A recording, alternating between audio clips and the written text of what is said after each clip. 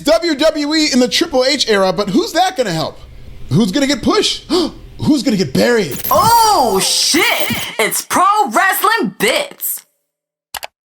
WWE has created excitement around the product with the fresh coat of paint in the Triple H era.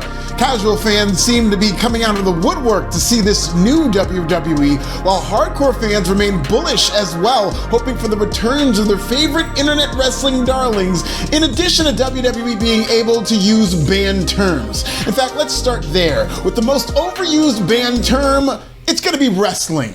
Triple H is getting his Donald Trump on and loosening up restrictions in WWE. Buzzwords are falling by the wayside in favor of banned words, and you can expect to hear a lot more street terms in wrestling, including the word wrestling. Words like fans, belt, and wrestler should be the norm in WWE, and while it seems like a small change, it'll help create a more human connection between the viewer and the announcer. If the product is inundated with branding terms, it's a constant reminder that you are the customer, not the viewer. With more colloquial speak from WWE commentators, it'll always feel like we're hanging out with multiple Pat McAfees. How about Johnny Gargano for the most likely surprise appearance? After WWE half-assed that last version of Karrion Kross, Kross came back from the dead in the main event of SmackDown with a full head of hair, not a helmet in sight, no suspenders, and the all-important addition of Scarlett. That neutered version of Karrion Kross that was losing to future AEW ex-WWE guys never had a chance on the main roster.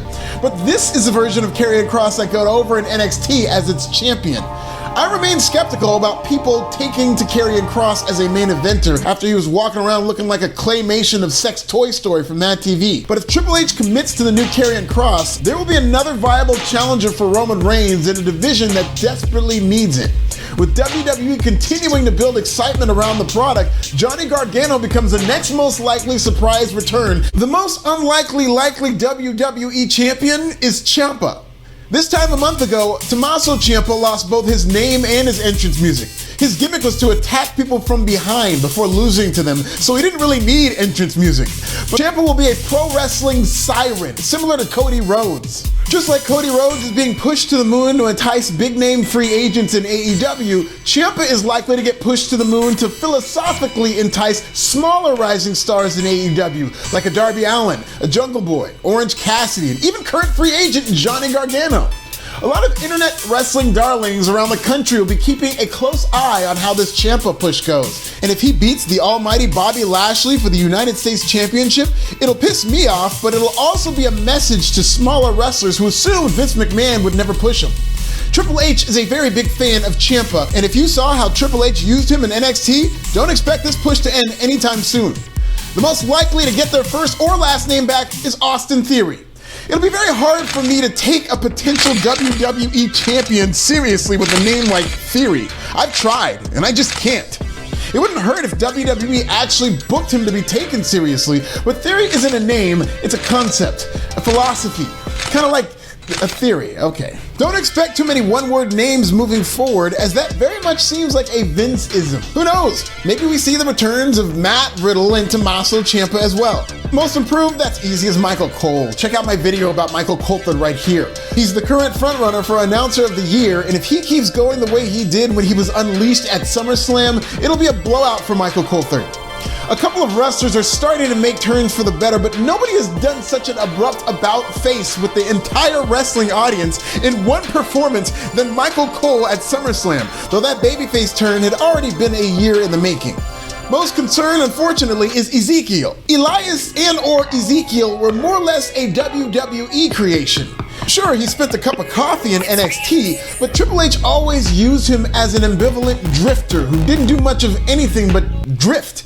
It wasn't until he made the main roster that he became a full-service sports entertainer in the vision of Vince McMahon. All of Elias's greatest moments have been on the main roster, including his run as Ezekiel.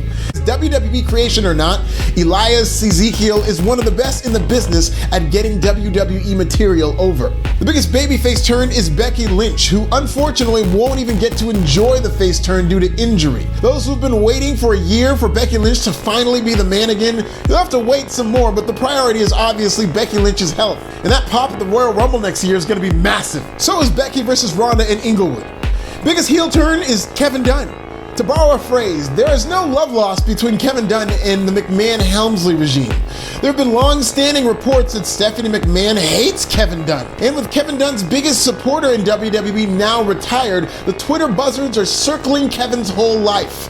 Freddie Prinze Jr. had a not-so-flattering story about Dunn that made him even more of a heel with some people, and fans who waste their time complaining about camera cuts are already packing his bags. Anyway, it doesn't look like Kevin Dunn is going anywhere anytime soon. Triple H hinted as much in an interview with ESPN. Dunn worked his normal role this past weekend at SummerSlam, and few people are as vested in the WWE system as he is.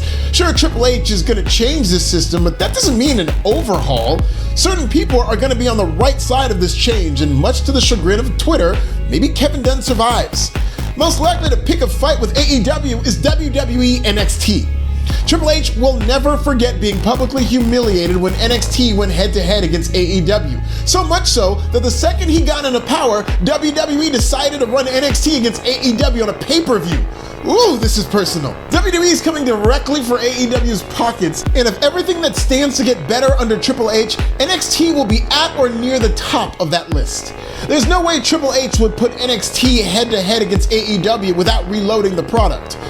I think NXT will see a big overhaul before WWE does, because they got less than a month and the GOAT Tony D'Angelo isn't world champion yet. They got work to do. Most likely to beg for his job back and actually get it is Brian James. Triple H went into the Hall of Fame with Brian Road Dogg James, who seemed to be patiently waiting to be a key part of the Triple H regime during better times. Then budget cuts happened and he gone.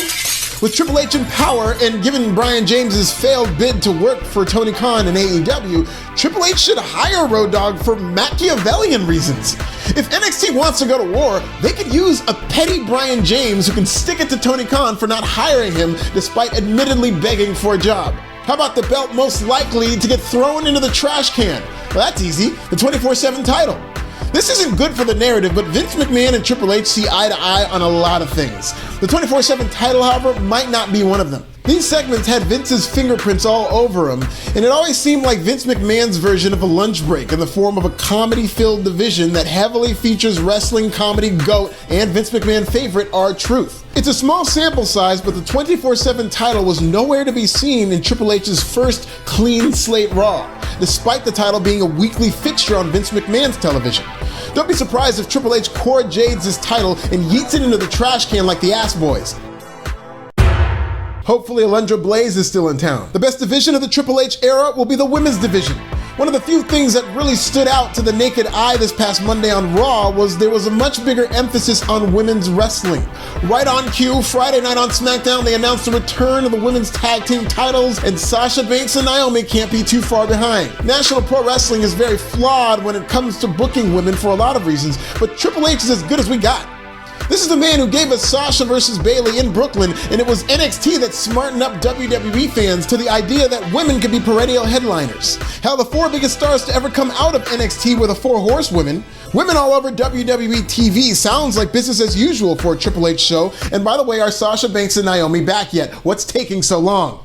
The most likely to jump ship from AEW to WWE is Andrade. Let's just face it, Andrade has been a bust in AEW. Yes, he's had a great match here and there, but AEW is a promotion filled with great matches that people forget about a week later. AEW just doesn't seem like a good fit for Andrade. He's changed managers almost as much as he's changed his suits. His wife is in WWE, and after Ric Flair was on the outs for a while and rumored to be going to AEW, Nate is back in the opening signature. Woo! Triple H is one of Ric Flair's best friends. Hell, WWE tried to film footage during his last breath. I mean, his last match, sorry. And it feels like it's only a matter of time before Flair comes back to raise that kayfabe baby he had with Lacey Evans. If Flair and Charlotte are back in WWE together, I don't see Andrade being far behind, especially given how flat his run has been in AEW. Biggest sigh of relief is independent wrestlers, because while I don't see the NIL going anywhere, it won't be the end-all be-all in WWE. Not only is Triple H a proponent of the indies, but last weekend's tryouts featuring only NIL athletes with no wrestling experience was a disaster it should have been. Just like a tryout filled with indie wrestlers would be full of great technical wrestling that would put women and children to sleep, scouting exclusively for amateurs will expose the flaws in that mentality. I have no problem with WWE recruiting all these inexperienced basketball players who've never spent a day in the business, brother. You want to create more Bianca Belairs and Montez Fords? You're not going to hear me complaining about it. But diversity of wrestler is important, and Triple H realizes that. Gone are the days where independent wrestlers were competing for spots on AEW Dark. Who do you think is on the come up in the Triple H era? Who's going down? Tell me in the motherfucking comments.